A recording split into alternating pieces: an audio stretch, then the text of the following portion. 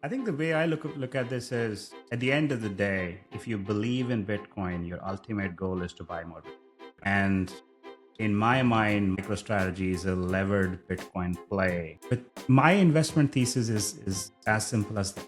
I believe in Bitcoin. By extension, I believe in MicroStrategy. I believe that Bitcoin's volatility is not going to go down anytime soon.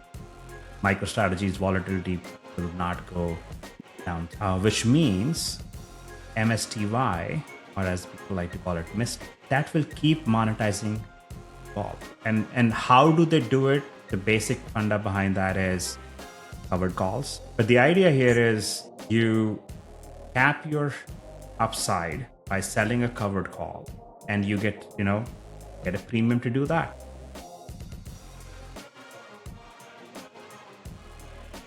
What's up, fam? This is Vince with the Beacon BTC podcast. Today we have Global HODL on. We talk about Bitcoin, MSTR, MSTY, three things that we're both invested in, both believe in. We did have a couple of technical difficulties, so sorry for the glitchiness or some sound issues, but we made it happen. It's a great episode. So I hope you guys enjoy this one. And without further ado, here is Global HODL. We've got Global HODL on. Thank you for joining me, man. So, my pleasure. How long have you been in Bitcoin? I started in 2017, but like everybody else, I did not get what Bitcoin was. So I traded in and out. My first purchase was back in 2017, August. And we all remember what happened in end of 2017 when Bitcoin touched almost 20,000. I sold most of it. And we all got a nice vacation out of it. We went to Europe, did a lot of fun stuff. And I felt like a genius. Great. I made so much money in such a short amount of time. And as they say, I didn't follow the Bitcoin ethos. I didn't do my work. I didn't study Bitcoin. But good thing is that I had a little bit of left. And because I heard a lot of people say, hey, Bitcoin is going to go to 1 million. I'm like, you know what? I'm going to take this small position, write it off from my net worth, and see what happens. Either it goes to 0 or it goes to 1 million. And then I completely forgot about it. In 2020, Saylor started talking about buying Bitcoin. I'm like, that sounds interesting. What does he know that I don't know? And then due to COVID, life happened. Lost track again.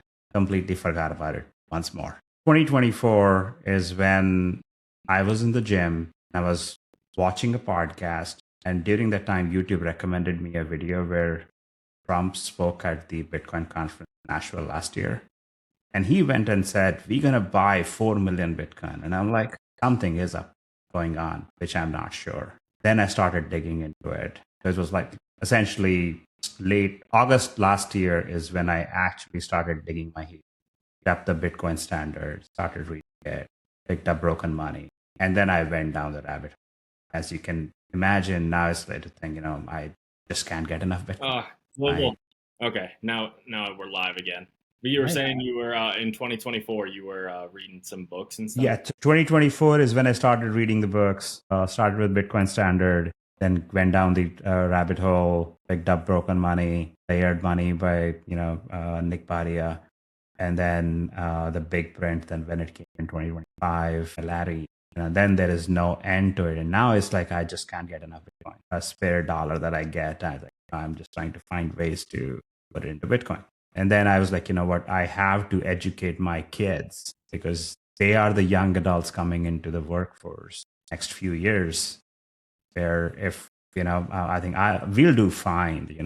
Both me and my wife, we had great careers. We are not too worried about how we'll do. But I'm more worried about what will our kids do if they don't get enough. That's where my head has been. Yeah, I saw that you got your daughter in, and now she's starting her own thing, which is awesome.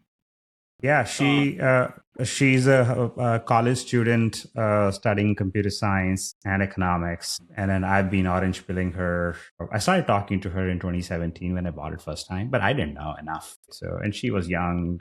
She didn't understand a lot. And in her high school, she wrote she did international baccalaureate. In that, you have to write an extended essay. So she did her essay on global financial crisis from 2008. So during that, she encountered Bitcoin because it came right around that time. But since I wasn't convinced, she did not pay a lot of attention to it. But like since last year, ever since I got, like every time I talk to her, like my only thing, like I'm trying to find connection in the real life, how this problem is due to broken money and how Bitcoin fixes it. So finally, last weekend, she came out and said, Dad, I'm thinking I'm going to start a podcast. And the main reason she started it, she was like, I looked up a bunch on the internet. There are not many Gen Z podcasters, right? And everybody on the internet, like people like you and I, we are just yelling, buy more Bitcoin, buy more Bitcoin. These guys are like, we have no money to buy Bitcoin. We don't understand what this is, right? And nobody's trying to teach us. Everybody's just trying to tell us we should buy it. So she's like, I'm going to learn and document my journey. And hopefully people her age and younger can connect to her more than they can connect. That was essentially the idea. Podcast. No, that's awesome.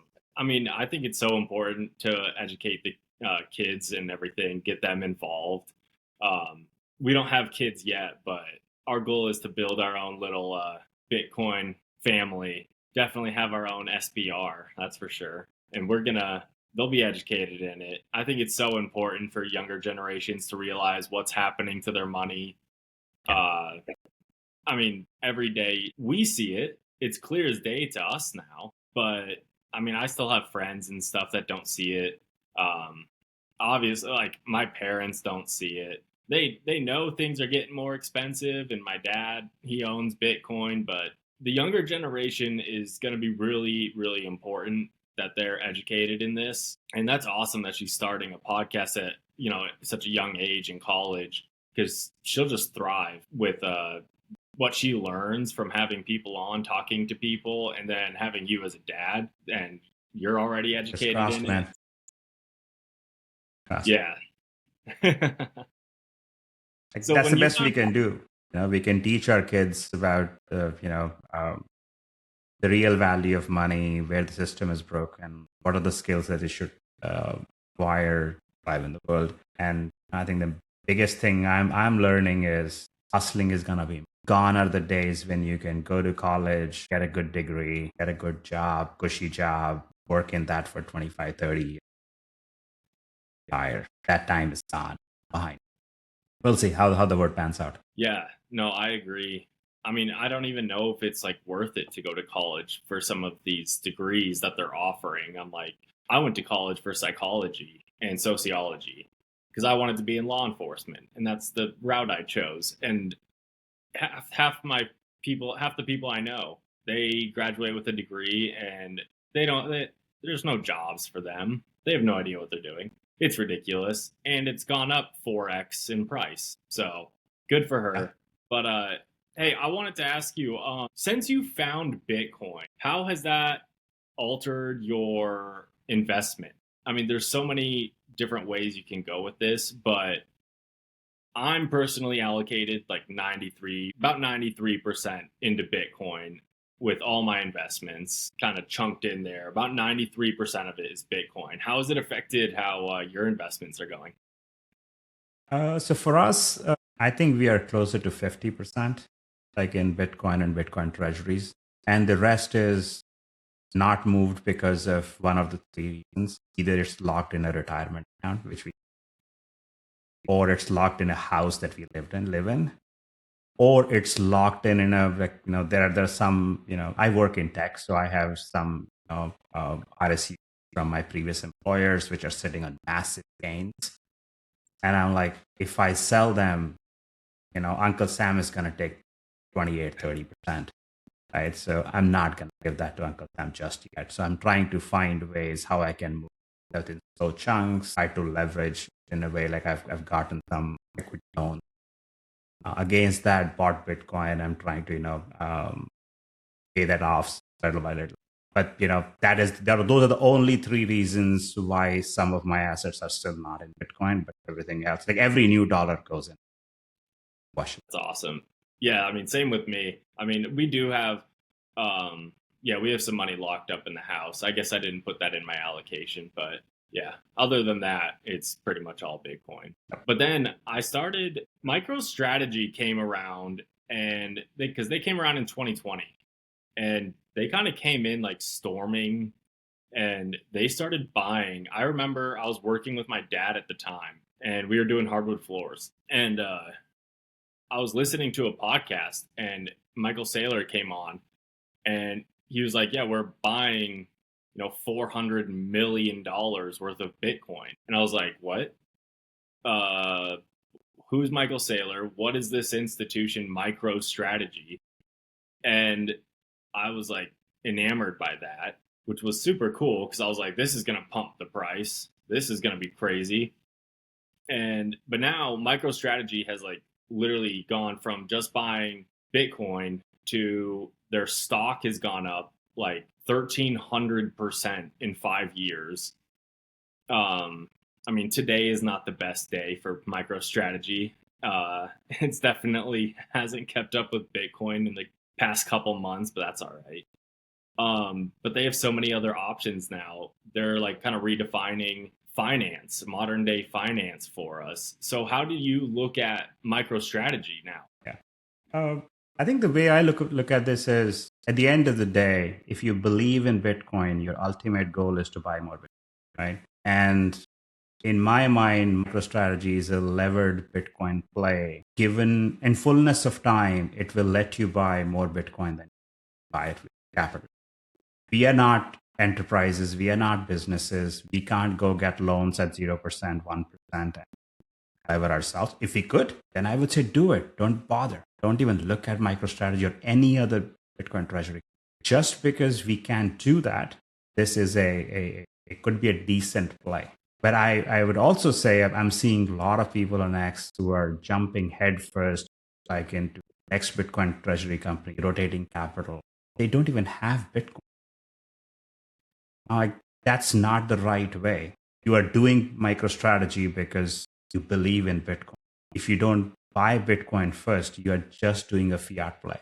Then just go play penny stocks. You might get better returns. Right? Why bother? So because of that reason, I am invested in MicroStrategy. I'm looking at MicroStrategy at a long-term play. Again, I didn't buy MicroStrategy 5 years ago. I'll be honest. I started building my position in August last year when I really started learning about my Bitcoin. But I'm at a place where I gave myself an allocation. This is the allocation I want for Bitcoin treasury company, Bitcoin income funds. But other than that, I am not putting it at all. Price goes up, price goes down. I don't care. I'm at my allocation. I'm going to sit this through for next 5 to 10 years. And at some point in time, I would rotate this capital back. That's my play. I'm not thinking of like these price movements don't bother me. I'm not allocating any new capital anymore. As I said earlier, every new dollar just goes straight to it. But that's how my point of view. Okay. Yeah, I mean, I started buying MicroStrategy back in, I think it was 2021, and I don't know, and then I sold it, and then kind of forgot about it, and just was focusing on Bitcoin, and he just kept buying and kept buying and kept buying, and the price just like ran away, and then he did like a stock split, and I was like, man, I should have held on to that, but I didn't. So, oh well. But now I'm invested a little bit into MicroStrategy. I just think it's fascinating what he's doing. And it's kind of interesting because he's been hitting the ATM so hard. And now he has like over 600,000 Bitcoin. It's like 628,000 Bitcoin.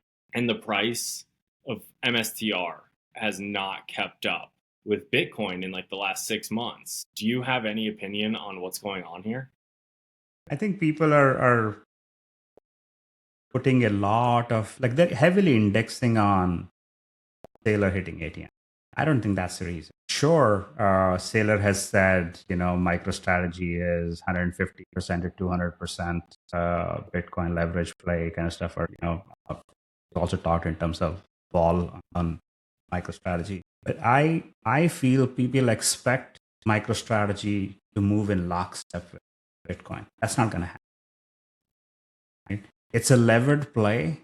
Over a long period of time, it would average 1.5 to X return of Bitcoin, which it has fast as well. But it's not going to happen every day. Like if people are looking for levered Bitcoin play, which is going to move in lockstep, go buy a levered Bitcoin ETF. Right? This is not an ETF. I think at least my point of view on strategy is they are playing an important role in Bitcoin adoption.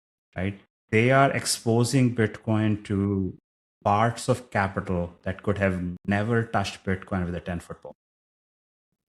Right? Look at they started with converts, then they went with their preferreds. They're all getting into the parts of capital which is trapped, heavily regulated, can't touch anything else than fixed coupon bonds. Right? That's a debt market. That's what he's aiming to inject Bitcoin into. So that takes time. He's trying to change human behavior. And we all know changing human behavior is the hardest thing in life. Like you can change any machine, you can change anything else, but changing a human behavior takes a lot of time, especially if that is not driven by the person themselves. Right? For example, if I try to change your behavior, it will take me a long time until the point where Vince comes and says, you know what, I think I need to change this. And then it happens overnight. This is the same story here. This capital that is stuck into this regulated world where people are not incentivized by how much return they make, but are incentivized by doing safe stuff so that they can keep their cushy. And they all will be wrecked. Don't get me wrong. They will be wrecked in fullness of time. But the returns people are expecting are not going to happen overnight. I would say if price is bothering you, delete all the trading apps from your phones. Don't look at the charts. Go touch grass. Spend some time with family and friends. Come back 6 months, 12 months down the road. You'll be way higher than that today, right? And repeat that. Then go back again, and then come back after some period of time again, right? Volatility cuts both ways. It's not only on upside, on downside too. When Bitcoin drops 2%, MicroStrategy will drop 4, 5, 6%. And that's what we've been seeing. And uncertainty in overall market right now is pretty high. Right? There is tariff drama going on. The job reports came last. PPI came this. Fed cut rates, will not cut rates. Nobody knows. It's in this world. I think the best thing you can do is you have conviction, stick to your conviction, and take a step back and come. Do you think it's a potential problem that MicroStrategy, politically, right now, what just came out with Besant saying that the United States government will not be buying Bitcoin, but they'll take it from you, they'll seize it. And now MicroStrategy is almost kind of in the crosshairs. I'm not sure if you saw that or not, but people have been speculating on Twitter and being like, how long until they tap Michael Saylor's shoulder and he has 600,000 Bitcoin? Do you think that's a problem that MicroStrategy has so much? And do you think that's like a risk at all? I think I would peel the onion on this. When I think about this, the risk is at multiple layers. I'll start with the top layer. Does MicroStrategy or strategy holding 3%, 4%, 5% Bitcoin a threat to the Bitcoin network? Answer is no.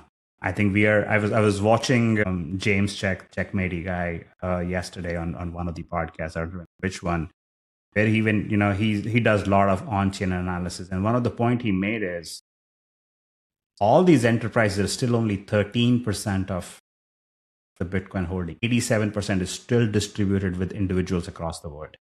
Big deal if they go from 3% to 5%, right? Unless they start touching 50, 60%, I'm not worried, and I don't think that's going to happen. Right? People like you and me, we're not selling, right? We're not selling for fiat no matter what, right?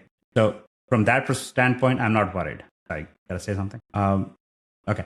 The next layer is, U.S. government came in and said they're going to buy 1 million Bitcoin. And then, Scott Bessent yesterday said they're not going to buy anything. They're going to start with what they have seized and they'll build it and then they very quickly back, right? I think at the end of the day, I believe politicians are politicians, no matter the blue. And this administration specifically, my observation over the last 7 months or so is they try sending out a message, see how public reacts to it, and then either double down or backtrack very quick. You have seen time and time and time again. I think that's what they were trying to do, most likely. Um, and I don't have any insider information. My guess is as good as yours.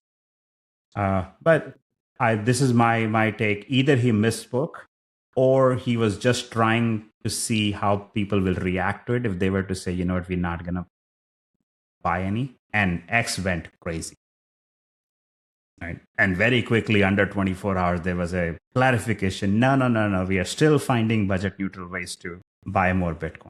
Now, if you put yourself into the current administration and say you were the in charge of making a decision of how do we buy a billion Bitcoin, right? You're a government. You can't do it silently and then announce it later that we do this. Government is public servant. They have to make things public. What happens if they announce that they're going to buy a million Bitcoins over the next 5 years, which is Salem as well? The price will go parabolic, right?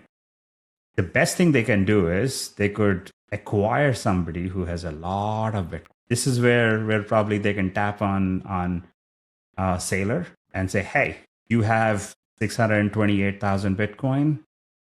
And then to, let's say, buy that company is going to cost them $300 billion, 3x of the valuation what they have, roughly, give or take. Okay, we'll make that happen. If they avoid Bitcoin price going from 10x, they can buy it at a 3x more. And this is my rough math. I'm not sure if this is going to happen. What I'm more worried about is US government has history of seizing assets from Americans, right?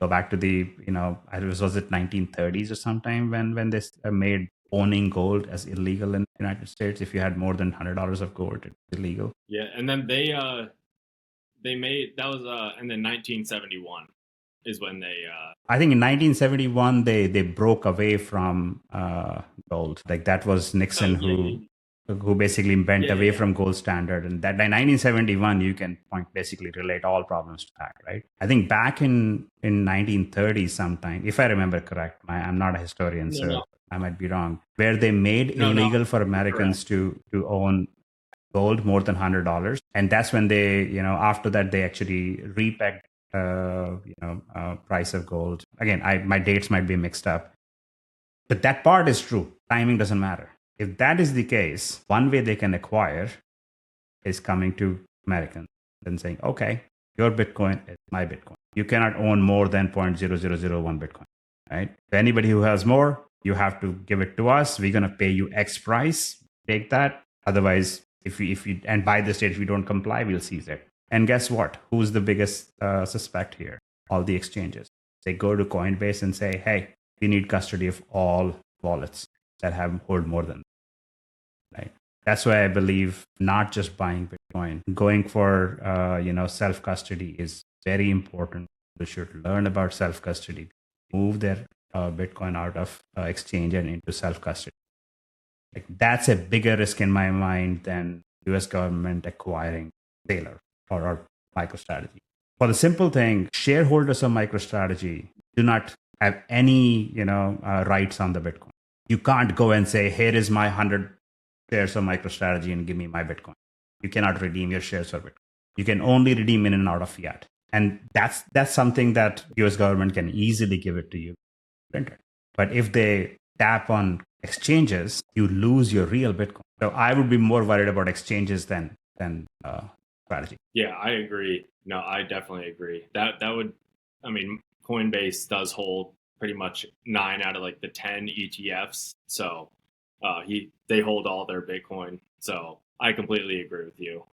But then back to MicroStrategy, and then they've spun off quite a few different things. I'm still learning about how all these work. Stride, Strike, Strife, Stretch. Stretch is the newest one. I'm still learning about all of these. I know that Stretch is the newest, and it's like 9% or something that you get. But people are basically just giving their money to Sailor for a less risk, and Sailor goes out, buys the Bitcoin. But the one that I wanted to talk to you about is MSTY, because MSTY is something that I'm kind of new to. I've only been in it for about 5 months now. I had never bought a yield product before. It's been treating me pretty well until, the past 2 weeks, but that's okay. I'll just buy more. But MSTY is really interesting to me because it's kind of like the first yield product that is backed by a company that is backed by Bitcoin.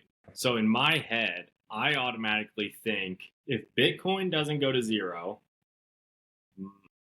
strategy won't go to zero unless they drastically do something stupid. And MSTY pays based off the volatility that or the IV from MSTR.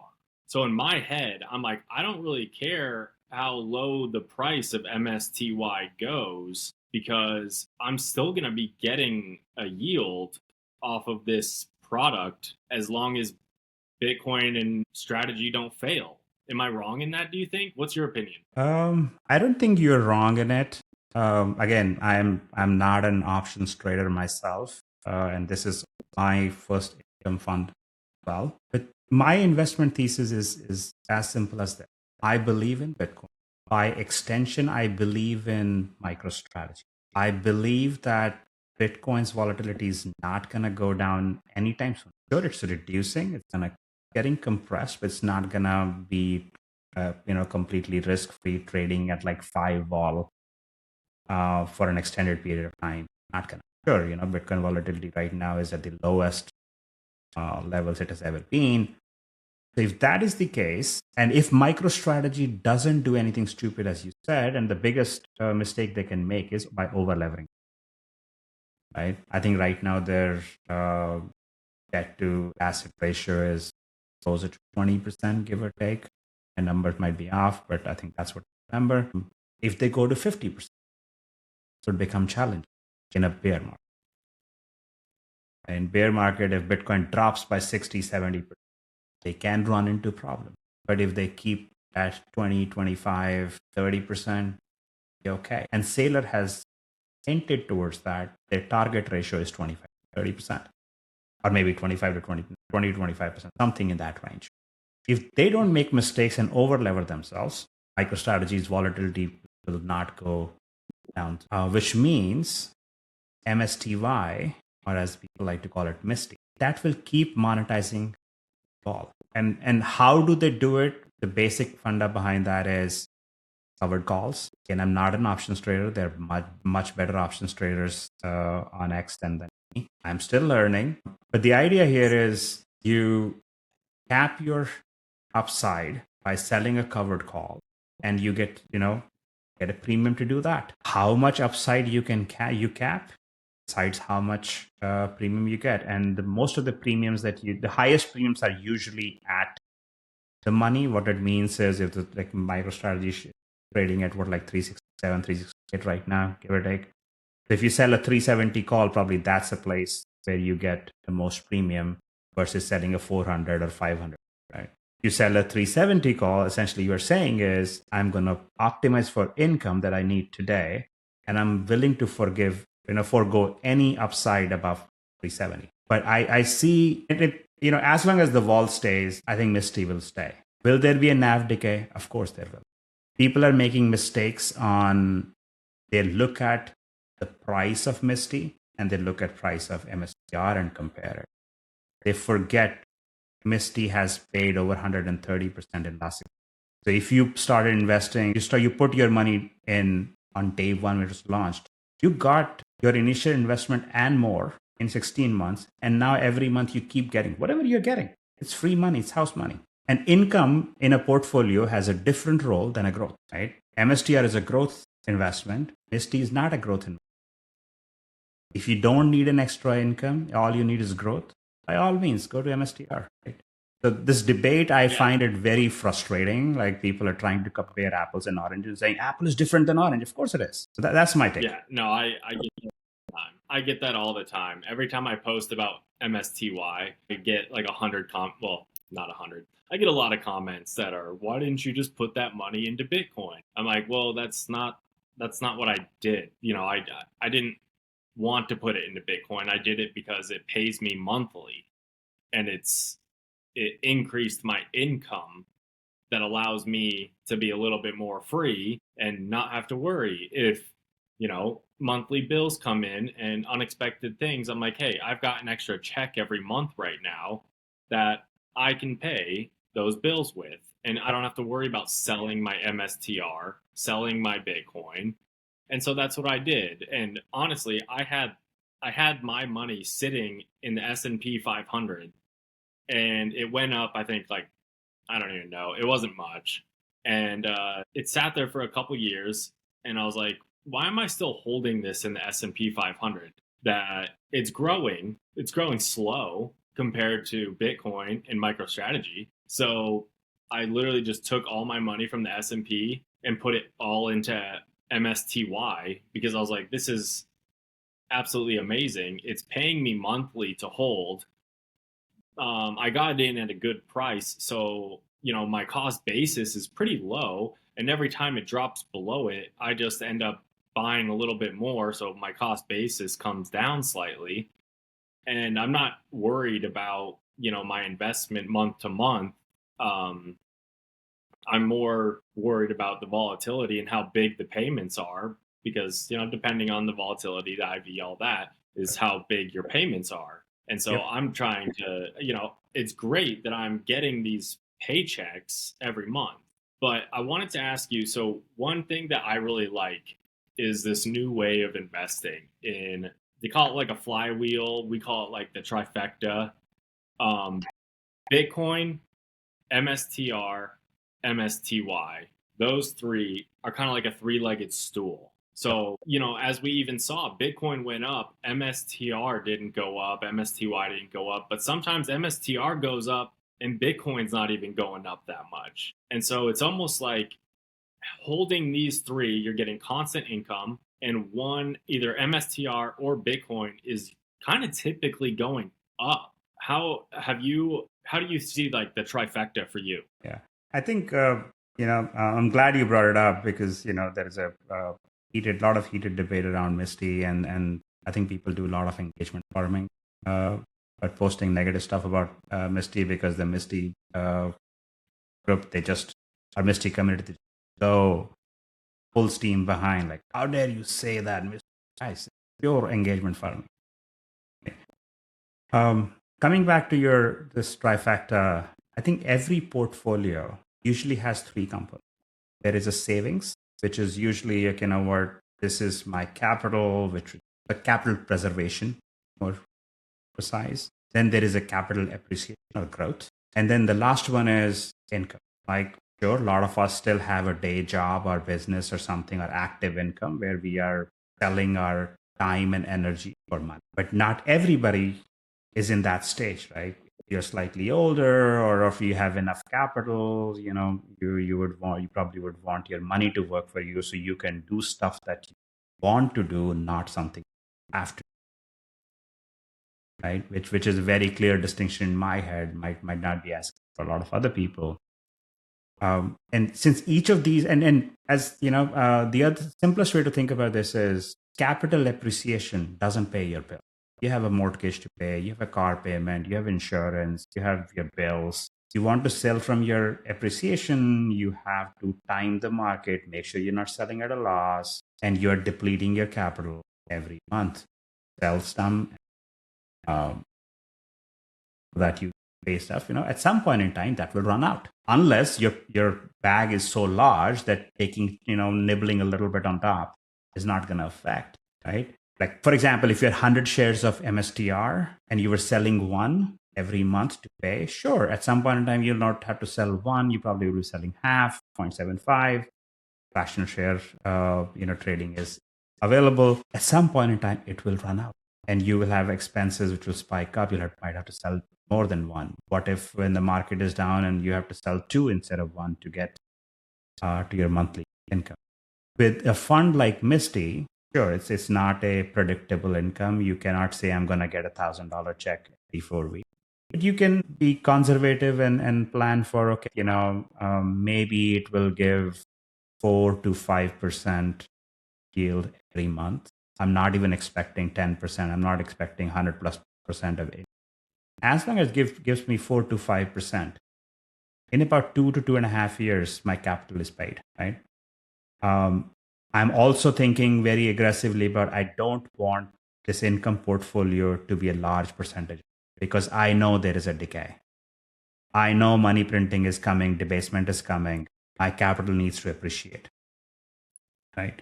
But with high yield, I can have a smaller investment and get a bigger yield and have a decent sized paycheck. And to put things in perspective, with Misty, we have successfully replaced my wife's income, and she is leaving her full time job at the end of next month, and she's going to start her own business. It's like great, right? Yeah, and that's hopefully, awesome. sure, maybe in 2 years, Misty won't be around, or income won't match what our needs are. Big deal. Hopefully, in 2 years, her business would pick up. That gave us the runway, right? If I instead just said, okay, here is the money that I'm going to put, that money would run out too, right? So like that's how I think it's a smaller percentage of my portfolio, less than 5%. But it gives me a decent chunk of income. It gave my wife more freedom, and that's all. They all say, "Happy wife, happy life," right? So, right. Yeah, no, that's awesome. Yeah, when I first found Misty, I even told my wife, I was like, what if we owned enough Misty that it paid our mortgage? And she was like working at the time when I was telling her this. So she was kind of like, what? What's going to pay our mortgage? And I was like, this pays per month. And I was like, I mean, if I could replace her job, I would have to own a lot of Misty. But that's absolutely awesome that it can give you a little bit of freedom. Sure. Um, Even if your wife is able to quit her job for 2 to 3 years and maybe Misty, for whatever reason, either the payouts are so low it's not even a big thing anymore, or something happens and you're not, you sell out of it. Oh well, your wife just got 2 or 3 years of freedom to be able to start a business or do something else. And I think that's really powerful. Like, that's a really cool tool that people can use. I do think people need to know that there is risk, and this is not financial advice, Yes. but I It's do not think finished. that there's NFA. But there's risk in holding anything, and I just found it fascinating that I can own this thing, and I'm right there with you. I hold, it's like 5% of my portfolio, maybe even a little less now, and it pays me enough where it covers a lot of things, and it's given me the freedom of, hey, I can start not. I don't have to sweat about certain things. You go to Costco, it's an extra $400. Well, guess what? I get an extra X amount of money per month just from holding this thing. And I think it's awesome. Yep. And a quick clarification is actually every 4 weeks, so you get 13 paychecks. That's true.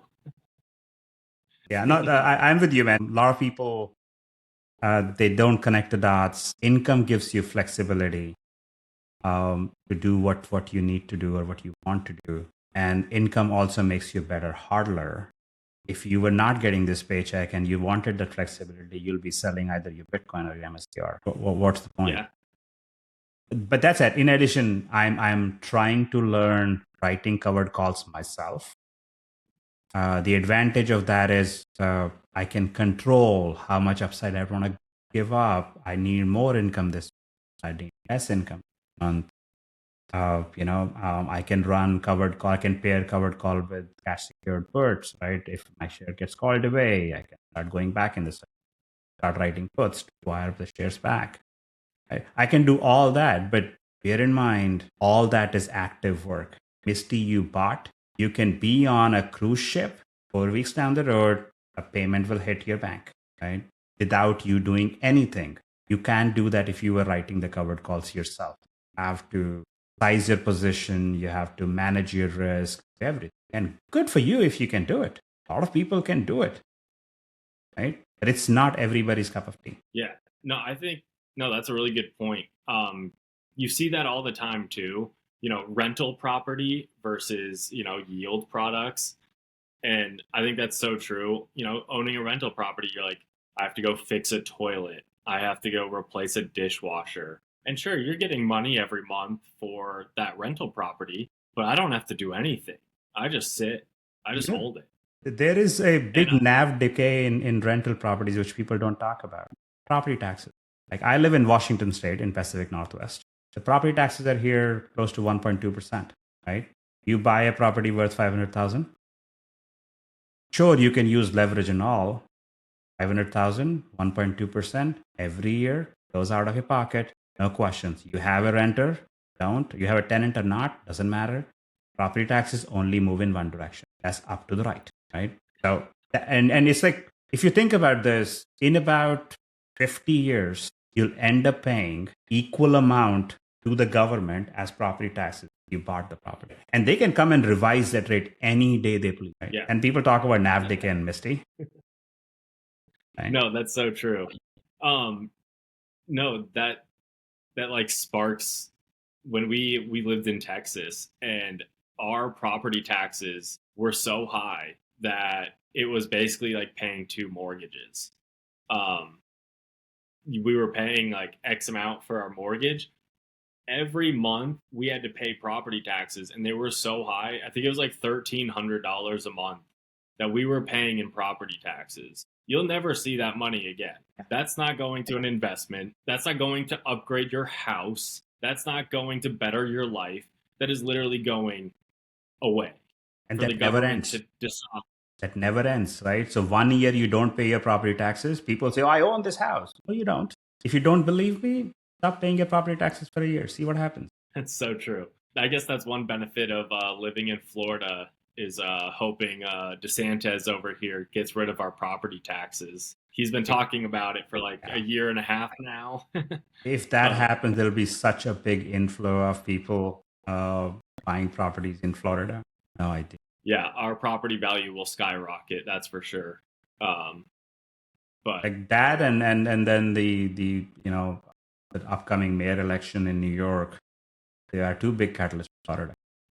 Watching. We have enough New Yorkers down here. They call them snowbirds for a reason, and they I've only lived in Florida for like a year, so I'm still a foreigner to them, but it's all good. I still you see it. You see the influx every, right when winter hits, hurricane season ends, New Yorkers come down. And if Florida just keeps getting better and better with the property taxes, there's only going to be more New Yorkers coming down, more East Coast, Northeast Coasters coming down. But no, I think it's absolutely amazing that, we chat back and forth quite a bit on X when we're posting about MSTY, doing a little shit posting about it. But I call it bit posting. We post about Bitcoin, so it's bit posting, not shit posting. We post about shit coins, it's shit posting. There you go. I like it. No, that's absolutely amazing. Yeah, one other thing. One other big complaint I always get about MSTY is, can you please explain to people, if you get MSTY, yes, you get a paycheck, and yes, you have to pay taxes on that, but who cares? It blows my mind that people are so confused that you have to pay taxes on income from an investment. And it's like, do you not pay taxes on your job? Or don't you pay taxes when you sell your MSTR shares and get a paycheck from there? Like, sure, it's a different type of taxes. One is capital gains, one is or like a active income or ordinary income. Again, this is not a financial or tax advice. My dad told me one thing when I was a little kid. Like, every time you're paying taxes, you should be happy that you made more money. Nobody's asking you to pay more taxes without giving you more money. And if that is the case, then why do I care, right? I would rather focus on, imagine if you are in a highest tax bracket, 37% federal tax. Maybe you live in a state like California where it's 13% state tax and whatnot. You lose, let's say, 50% of a dollar. 50 cents on a dollar you lose to taxes. I would rather focus on what do I do with the 50 cents that I got in my pocket versus worrying about what should I do with the 50% that I gave to them. Sure, everybody should try to optimize for their taxes, work with your CPAs, your accountants, figure out how can you optimize taxes.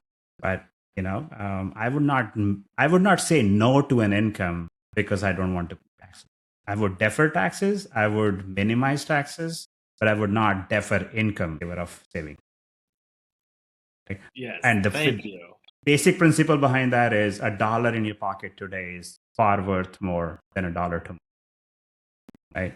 The basic time value of money in the given world where debasement is happening, I would rather take control of the dollar today and invest it where I want to, but not leave it. I completely agree. That was well said. I mean, $1 today, yeah, it will go down in value, and that's why we buy Bitcoin, because we know the money printer, it's always heating up, it's always getting ready to go, and we know it's coming, and that's why we hold on to our Bitcoin. Yes. Awesome. Hey, HODL, show me where do you want people to follow you, or your daughter's new podcast. Yep. Show that. Tell people where to go to find it, things like that. Right. You can find me on X, global_HODL. My daughter started a podcast, Orange Peel Podcast. He's also on X, Orange Peel Pod. Same handle both on YouTube. X. I think her podcast is also available on Spotify, but we'll make it available to other places where you podcast soonish. But yeah, my DMs are open. If you want to talk, reach out. Awesome. Well, I appreciate you doing this. It was fun.